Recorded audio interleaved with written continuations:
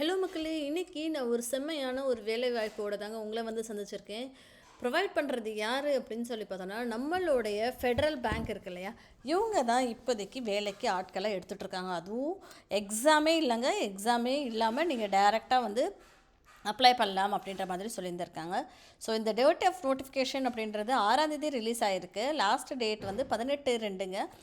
என்ன ரோலுக்கு அப்படின்னு சொல்லி பார்த்தோன்னா, அசிஸ்டண்ட் மேனேஜர் அப்படின்ற ஒரு ரோலுக்கு. அண்ட் இன்னொரு ஒரு ரோலும் இருக்குது. அது என்ன அப்படின்னா, அசிஸ்டண்ட் மேனேஜர் லீகல் அப்படின்ற ஒரு 2 ரோல் இருக்குது. So assistant manager CA, assistant manager legal அப்படின்ற மாதிரி இருக்குது. ஆனுவல் சிடிசி பாருங்கள், இதுதான் மேட்ரு. ஆனுவல் சிடிசி என்ன அப்படின்னு சொல்லி பார்த்தோன்னா, 17 லட்சம் வரைக்கும் நாங்கள் ஆஃபர் பண்ணுறோம் அப்படின்ற மாதிரி சொல்லியிருக்காங்க. 12,54,000 டு 16,64,000 வரைக்கும் கொடுக்குறோம் அப்படின்ற மாதிரி சொல்லியிருக்காங்க. ஸோ போஸ்டிங் வந்து நாங்கள் எங்கே வேணாலும் இந்தியாவுக்குள்ளே போடுவோம் அப்படின்ற மாதிரி சொல்லியிருக்காங்க. எக்ஸாம் எல்லாம் ஒன்றுமே கிடையாது. செலெக்ஷன் ரவுண்ட் வந்து ஜஸ்ட்டு வந்து நீங்கள் அப்ளிகேஷனை மட்டும் போடுங்க. நாங்கள் அந்த அப்ளிகேஷனை வந்து ஷார்ட் லிஸ்ட் பண்ணிக்குவோம்.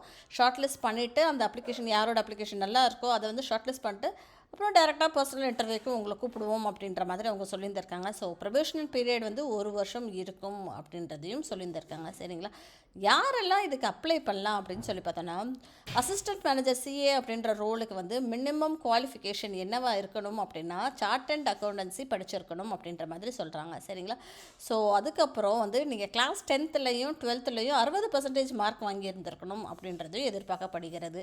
அதுக்கப்புறம் லைக் உங்களுக்கு வந்து போஸ்ட் குவாலிஃபிகேஷன் எக்ஸ்பீரியன்ஸ், அதாவது எக்ஸ்பீரியன்ஸ் இருக்கா அப்படின்னா, நீங்கள் படித்து முடிச்சுட்டு லைக் 1 வருஷம் நீங்கள் வந்து ஒரு பிஎஃப்எஸ்ஐ இல்லை அப்ரூவ்டு ஆடிட்டிங் ஃபார்மில் நீங்கள் வேலை பார்த்துருந்தா பெட்டர் அப்படின்ற மாதிரியும் அவங்க சொல்லியிருந்திருக்காங்க.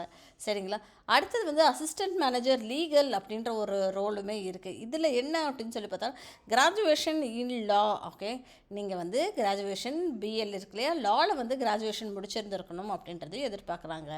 அகாடமிக் ரெக்கார்ட்ஸ் என்ன படிச்சிருந்துருக்கணும் அப்படின்னு சொல்லி பார்த்தோன்னா, நீங்கள் வந்து 60% வாங்கியிருந்துருக்கணும். எதில் அப்படின்னா 10th-ல் 12th-ல் லாவில் 60% நீங்கள் வாங்கியிருந்துருக்கணும் அப்படின்ற மாதிரி அவங்க சொல்கிறாங்க.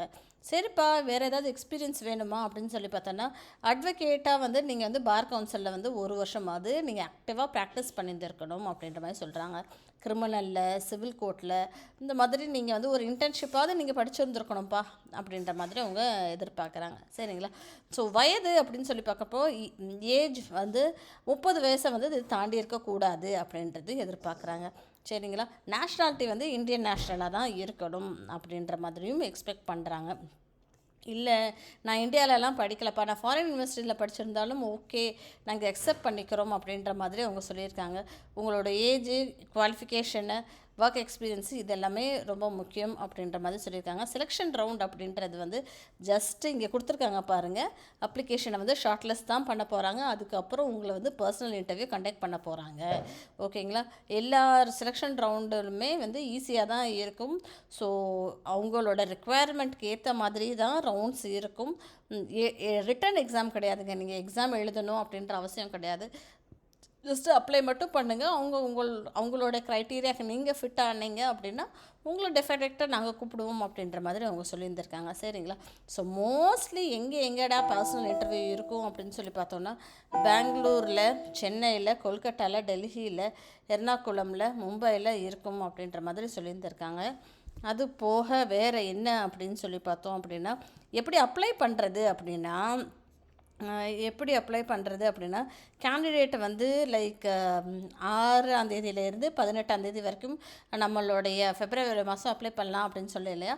ஸோ அப்ளை பண்ணுறதுக்கு ஒரு ரிஜிஸ்ட்ரேஷன் ஃபார்ம் வரும். ஓகேங்களா, ஸோ அந்த ரிஜிஸ்ட்ரேஷன் ஃபார்ம், அதாவது federalbank.co.in அப்படின்றதுல கெரியர் செக்ஷனுக்கு நீங்கள் போனீங்க அப்படின்னா, அதில் வந்து recruitment process for chartered accountant and legal officer scale 1ன்னு சொல்லி இருக்கும். அதில் உங்களோட டீட்டெயில்ஸ் எல்லாமே கலெக்ட் பண்ணி வச்சுட்டு அப்ளை நவ் அப்படின்றது நீங்கள் கிளிக் பண்ணீங்க அப்படின்னா உங்களுக்கு வந்து ரெஜிஸ்ட்ரேஷன் ஃபார்ம் வரும். ஸோ அந்த ரெஜிஸ்ட்ரேஷன் ஃபார்மில் உங்களோட டீட்டெயில்ஸ் கேட்குற எல்லாமே அப்லோட் பண்ணுங்கள். அதுக்கப்புறம் நீங்கள் வந்து ரெஜிஸ்டர் பண்ணிடுவீங்க. இந்த இடத்துல டீட்டெயில் ரெஜிஸ்ட்ரேஷன் ப்ராசஸ்ன்னு ஒன்று இருக்குது. நீங்கள் அதை வந்து கோத்ரூ பண்ணிக்கோங்க. நான் லிங்க்கை டெஃபினட்டாக டிஸ்கிரிப்ஷன் பாக்ஸில் கொடுக்குறேன், படிச்சிட்டிங்க அப்படின்னா நமக்கு வந்து கொஞ்சம் ஒரு பெட்டர் ஐடியா கிளாரிட்டி கிடைக்கும் இல்லையா? அதனால் அதை வந்து நான் போஸ்ட் பண்ணிடுறேன், செக் அவுட் பண்ணிக்கோங்க. அதுக்கப்புறம் ஜென்ரல் இன்ஸ்ட்ரக்ஷன்ஸ் அப்படின்னு சொல்லி நிறைய கொடுத்துருந்துருக்காங்க, அதையுமே ஒரு தடவை கோத்ரூ பண்ணிக்கோங்க. ஸோ இதுதான் மக்களே இன்றைக்கி நான் உங்களோட ஷேர் பண்ணிக்கணும்னு ஆசைப்பட்ட ஒரு ஜாப் ரோல். டெஃபினட்டாக ப்ளீஸ் சப்ஸ்கிரைப் பண்ணுங்கள், சப்போர்ட் பண்ணுங்கள், உங்கள் ஃப்ரெண்ட்ஸ் கிட்டையும் அதிகபட்சமாக ஷேர் பண்ணுங்கள். தேங்க்யூ மக்களே.